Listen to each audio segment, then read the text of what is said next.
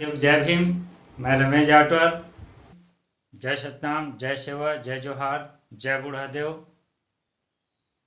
साथियों, कल दिनांक 27/11/2020 को छत्तीसगढ़ के जो धर्मपुरा गांव जिला कवर्धा में सतनामी जाति के गुरुद्वारा सतनाम भवन को कांग्रेस की सरकार द्वारा पुलिस बल के प्रयोग से तोड़ने का जो प्रयास किया और उस तोड़ने के प्रयास को रोकने के लिए सतनामी जाति के हमारे जो अग्रज हैं, साथीगण हैं, शुभचिंतक हैं, जो बाबा गुरु घासीदास जी को मानते हैं, उनके विचारों पे चलते हैं, ये लोग शासन प्रशासन का विरोध करने पहुंचे थे।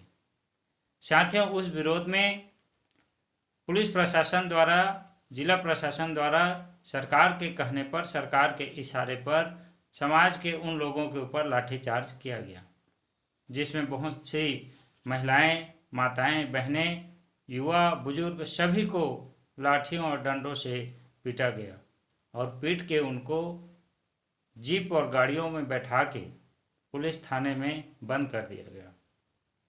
साथियों, देखिए, एक तरफ ये सरकार कहती है कि हम सबकी रक्षा सुरक्षा करेंगे, सबकी भावनाओं का कदर करेंगे, सामाजिक जो सोच है, धार्मिक मान्यताएं हैं, उनकी रक्षा करेंगे, और दूसरी तरफ छत्तीसगढ़ के जो निर्माता हैं, छत्तीसगढ़ को 1830 में स्वतंत्र करने वाले जो महापुरुष बाबा गुरु घासीदास जी हैं, उन्हीं के सतनाम भवन को कांग्रेस के द्वारा तोड़ा जाता है। साथियों, ये तोड़ने की जो इनकी आदत है, कांग्रेस और बीजेपी की तोड़ने की जो आदत है और समाज को पीटने की जो इनकी परंपरा है, वो आज की नहीं है, ये हमेशा से चली आ रही है। इसको थोड़ा सा पीछे जाके आप लोग सोचिए, विश्लेषण करिए कि ये जो बाबरी मस्जिद टूटा 1992 में, ये क्यों टूटा। साथियों, 7 अगस्त 1990 को मान्यवर कांशीराम साहब के अथक प्रयास परिश्रम से विश्वनाथ प्रताप सिंह की जो सरकार थी केंद्र में, उनके द्वारा मंडल कमीशन लागू कर दिया गया।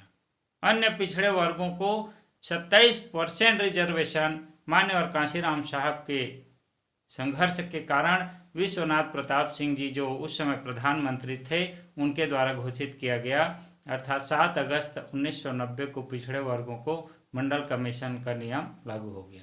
साथियों, जैसे ही मंडल कमीशन लागू हुआ, इस देश में जो बीजेपी के द्वारा कमंडल का एक यात्रा निकाल दिया गया, मतलब अन्य पिछड़े वर्ग के लोगों को डाइवर्ट करने के लिए, ताकि वो जान ना पाएं कि मंडल कमीशन क्या है, मंडल कमीशन से अन्य पिछड़े वर्ग के लोगों को क्या फायदा हो रहा है, ये वह वर्ग जान ना पाए, इसलिए उसने कमंडल का यात्रा निकाला, रथ यात्रा निकाल दिया और इसके मुखिया सम्माननीय लाल कृष्ण आडवाणी जी इसके नेतृत्वकर्ता बने। साथियों, कमंडल की यात्रा में अदर बैकवर्ड क्लास के लोग इतने मस्त हो गए, चूर हो गए और मगन हो गए कि मंडल कमीशन का जो फार्मूला था या जो सोच था, उसको वो लोग समझ नहीं पाए। लेकिन इस देश में कुछ लोग समझे और समझने के बाद साथियों, मंडल कमीशन के आंदोलन की वजह से इस देश का अदर बैकवर्ड क्लास मान्यवर कांशीराम साहब से जुड़ने लग गया। साथियों, तो इस बात से नाराज होके, इस बात को इन्होंने, बीजेपी के लोगों ने, उस समय के लोगों ने ये हजम नहीं कर पाए कि other backward class Bahujan Samaj party में क्यों जुड़ेगा। साथियों, इन्होंने फिर धार्मिक भावना को भड़काया। आप यहीं पर समझिएगा, धार्मिक भावना को कैसे भड़काया कि इस देश में मंदिर मस्जिद का झगड़ा इन्होंने चालू कर दिया, और जैसे ही हिंदू और मुसलमान का बात इन्होंने किया, तमाम अदर बैकवर्ड क्लास के लोग जो बहुजन समाज पार्टी की तरफ आ रहे थे, वो लोग पुनः हम मंदिर मस्जिद के आंदोलन की वजह से बीजेपी की तरफ कन्वर्ट हो गए। साथियों, इसमें अब लोग कहने लगे, प्रश्न करने लगे कि मंदिर और मस्जिद का क्या होगा, हमें कब मंदिर मिलेगा, हमारा मंडल कमीशन का जो 27% है वो हमको कब मिलेगा। कुछ बुद्धिजीवी लोग इस बात को कहने लग गए। तो साथियों, इसको दबाने के लिए एक तरफ तो उन्होंने मंडल कमीशन को दबाने के लिए कमंडल का यात्रा निकाला।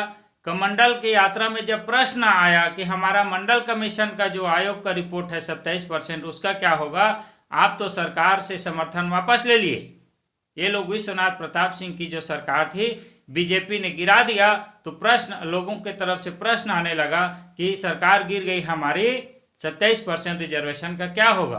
तो इस प्रश्न को दबाने के लिए साथियों बीजेपी के द्वारा और कांग्रेस के द्वारा दोनों पार्टी मिलके 6 दिसंबर 1992 को बाबरी मस्जिद को ढहा दिया गया। दोनों पार्टी मिलके कैसे? केंद्र में नरसिम्हा राव जी की सरकार थी जो कांग्रेस के प्रधानमंत्री थे, और उत्तर प्रदेश में बीजेपी की सरकार थी जिसमें कल्याण सिंह जी मुख्यमंत्री थे और वो पिछड़े वर्ग के थे। लेकिन दोनों पार्टी के लोग मिलके वोट बैंक की राजनीति को ध्यान में रखते हुए मस्जिद को तोड़ दिए। साथियों इस देश में आंदोलन हो गया, आंदोलन उग्र हो गया, दंगे भड़क गए। इसमें हजारों की संख्या में हिंदू और मुसलमान मारे गए। और वो हिंदू कौन थे? वो हिंदू साथियों अदर बैकवर्ड क्लास के लोग मारे गए। जिन लोग कार सेवक के रूप में अयोध्या पहुंचे थे, ये लोग हजारों की संख्या में मारे गए। साथियों मंदिर मस्जिद का आंदोलन ये 27% आरक्षण को रोकने के लिए चलाया गया था। उसी के तर्ज पे आप देखिए छत्तीसगढ़ में क्या हो रहा है। 2018 के विधानसभा चुनाव के पहले कांग्रेस के लोगों ने जगह जगह अपने भाषणों में ये बात बोले थे कि हमारी सरकार जब बनेगी, मतलब कांग्रेस की सरकार जब छत्तीसगढ़ में बनेगी, तो वो अनुसूचित जाति की शेड्यूल कास्ट की जो 16% रिजर्वेशन को घटा के 12% कर दिया गया था, तो हम पुनः 12 से 16% करेंगे। यह कांग्रेस के लोगों ने अपने भाषणों में बोले थे। साथियों इस भाषण से बहुत से लोग कांग्रेस को वोट किए और कांग्रेस रिकॉर्ड बहुमत लेके छत्तीसगढ़ में सरकार बनाई। साथियों सरकार बनते ही छत्तीसगढ़ में सतनामी जाति के और वो भी बाबा गुरु घासीदास जी के परिवार के रुद्र कुमार जी को मंत्री बना दिया गया। साथियों उसके साथ ही एक और मंत्री, सतनामी जाति के एक और मंत्री बना दिया गया। साथियों 2 मंत्री सतनामी जाति के छत्तीसगढ़ की कांग्रेस सरकार में हैं। सरकार बन गई। साथियों आज 2 साल हो गया, 2018 और 2020। तो ये जो समाज है सतनामी जाति है, ये हमारे 2 मंत्री जिसमें रुद्र कुमार जी और सम्मानीय शिव डहरिया जी से प्रश्न करने लगे कि आप लोग तो बोले थे कि कांग्रेस की सरकार बनाओ और कांग्रेस की सरकार बनेगी तो हम 16% जो घट गया है 12% रह गया है उसको पुनः 16% करेंगे। ये अनुसूचित जाति के लोग प्रश्न करने लगे। और अनुसूचित जाति में मोस्टली किस जाति के लोग प्रश्न करने लगे? तो सतनामी जाति के लोग इन दोनों मंत्रियों से और कांग्रेस से प्रश्न करने लगे। साथियों इस प्रश्न को दबाने के लिए, ये 16% के प्रश्न को दबाने के लिए ये किस तरीके से बीजेपी और कांग्रेस के जो फार्मूले हैं उनको इन्होंने यूज किया।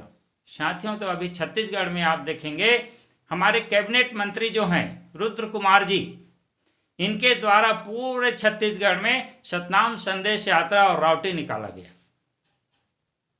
सतनाम संदेश यात्रा और रावटी निकालने से हुआ ये कि जो प्रश्न खड़ा हो रहे थे कि हमारे 16% आरक्षण का क्या हुआ, तो साथियों जब रावटी और सतनाम संदेश यात्रा निकाला गया तो इस यात्रा के वजह से पूरे जाति के लोग इकट्ठा हो गए और उनकी धार्मिक भावना सर चढ़कर बोलने लग गई। धार्मिक भावना हमारी सर चढ़कर बोलने लगी और यह प्रश्न जो उठ रहा था वो फिर से दब गया। साथियों लेकिन पूरे प्रदेश में जहां जहां भी ये गए, सतनाम संदेश यात्रा को लेकर हमारे जो नेतृत्वकर्ता सम्मानीय रुद्र कुमार जी, तो हर जिले में कुछ बुद्धिजीवी साथी लोग इस प्रश्न को धार्मिक भावना से ऊपर उठ के इस प्रश्न को करने लगे कि आप तो आपकी जो सरकार है, सरकार बनने के पहले आपकी जो पार्टी है कमिटमेंट किया था कि हम 16% रिजर्वेशन फिर से शेड्यूल कास्ट का करेंगे।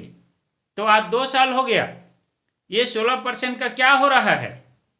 साथियों एक तरफ धार्मिक भावना को हमारी उछाला गया, पूरे समाज के लोग जगह जगह निकल के थालियों में आरती किए, फूल से स्वागत किए, यात्रा रैलियों के माध्यम से स्वागत किए, और दूसरी तरफ पहुंचे तो इस तरीके से प्रश्न आना चालू हो गया। साथियों तो पूरी तरीके से प्लानिंग करके इन प्रश्न को दबाने के लिए दूसरा जो 16% का प्रश्न चालू हो गया यात्रा के दौरान, तो इस प्रश्न को दबाने के लिए इन्होंने, एक कांग्रेस और बीजेपी के लोगों ने मिलकर धर्मपुरा जिला कवर्धा का हमारा जो सतनाम भवन है, गुरुद्वारा को मस्जिद की तरह ही तोड़ने का इनका प्लानिंग हो गया। साथियों, कल जैसे ही इन्होंने तोड़ना चालू किया, 27 नवंबर 2020 को समाज की भावना भड़क गई और समाज के लोग वहां पर विरोध करने के लिए खड़ा हो गए। साथियों, सतनामी समाज का जो व्यक्ति है वो उग्र कभी नहीं होता है। शासन प्रशासन को कभी भी वो छेड़छाड़ नहीं करता है, शासन प्रशासन के खिलाफ कभी भी वो नहीं जाता है। लेकिन ये शासन प्रशासन के लोग, पुलिस वाले लोग, पुलिस के सहयोग से जेसीबी के माध्यम से उसे अतिक्रमण घोषित करके तोड़ने का प्रयास किया। हमारे आस्था को इन्होंने चोट पहुंचाया। इसलिए वहां हमारे जो अनुयायी थे उन लोग विरोध किए और विरोध की वजह से उनके ऊपर लाठीचार्ज किया गया। साथियों, इस लाठीचार्ज से आप देखिए हो क्या रहा है।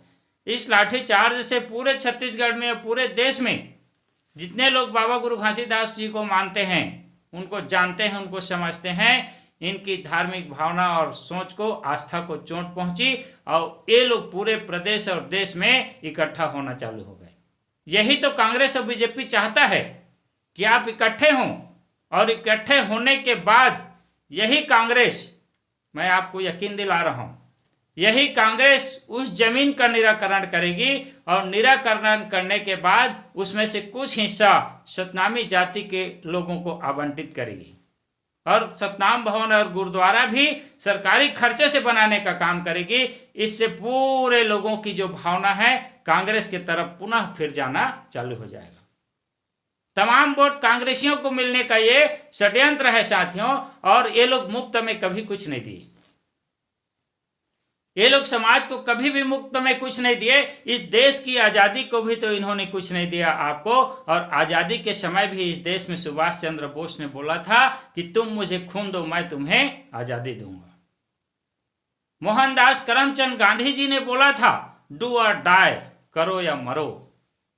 मतलब ये किसको बोला था? आम जनता को बोला था कि तुम मुझे खून दो। वो अपना खून नहीं देंगे, तुम खून दो। दूसरी तरफ श्री मोहनदास करमचंद गांधी जी बोलते हैं, डू और डाई, करो या मरो। मतलब तुम करो या मरो। वो ये नहीं बोलते हैं कि मैं करूंगा और मैं नहीं करूंगा तो मैं मरूंगा, ऐसा कभी नहीं बोले।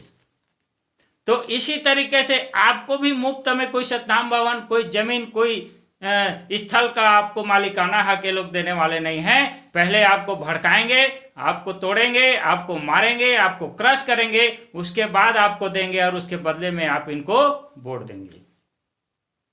साथियों, आज क्या कारण है? ये एक 10-20 डिसमिल जमीन, 30-35 डिसमिल जमीन, आधा एकड़ जमीन के लिए हमें मार खाना पड़ रहा है। वहीं बाबा गुरु घासीदास जी के आंदोलन को याद करिए कि उस समय अंग्रेजों का शासन था इस देश में। तो अंग्रेजों के शासन में भी बाबा गुरु घासीदास जी ने इस छत्तीसगढ़ में प्रत्येक परिवार को जमीनों का बांटवारा किया, जमीनें बांटी। साथियों, 362 लोग मालगुजार बने और बताते हैं कि 600 एकड़ जमीन के मालिक बने, लेकिन कोई लाठीचार्ज नहीं हुआ। आज लाठीचार्ज क्यों हो रहा है?